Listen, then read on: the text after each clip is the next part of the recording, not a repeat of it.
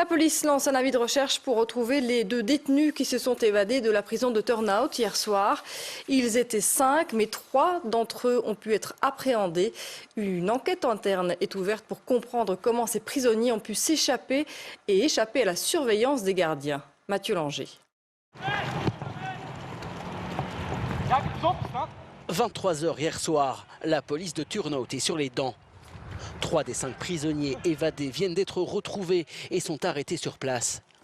Face aux caméras, un agent maintient les journalistes à distance. Dans l'obscurité, un témoin a rencontré les criminels.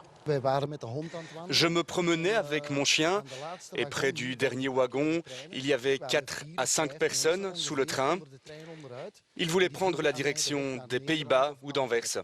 Walid Sekaki, 26 ans, et Abderrahmine Bagat, 38 ans, restent toujours introuvables. Durant leur promenade du soir, les fugitifs ont escaladé le mur de l'enceinte haut de 6 mètres dans ce bloc D pourtant rénové en 2013.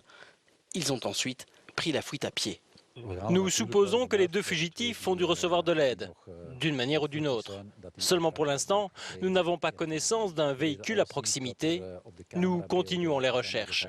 Malgré les images de caméras de surveillance, les gardiens n'ont rien remarqué. En cause, un recoin situé entre des pylônes dont certains n'étaient pas éclairés. Nous allons réaliser une reconstitution, mais une chose est sûre, il ne peut pas s'agir d'un angle mort. Nous aurions su depuis longtemps que les détenus disparaissaient de notre champ de vision. Cette affaire a fait réagir le ministre de la Justice. Nous allons ouvrir une enquête sur les responsabilités de chacun afin de trouver rapidement des réponses. Il est trop tôt pour parler d'une erreur humaine. Attendons les résultats de l'enquête interne. Walid est le frère cadet d'Ashraf Sekaki, considéré comme le roi de l'évasion en Belgique. Il avait réussi à s'échapper de cette même prison de Turnhout en 2003. Les témoins qui auraient reconnu ces 2 visages sont priés de contacter la police.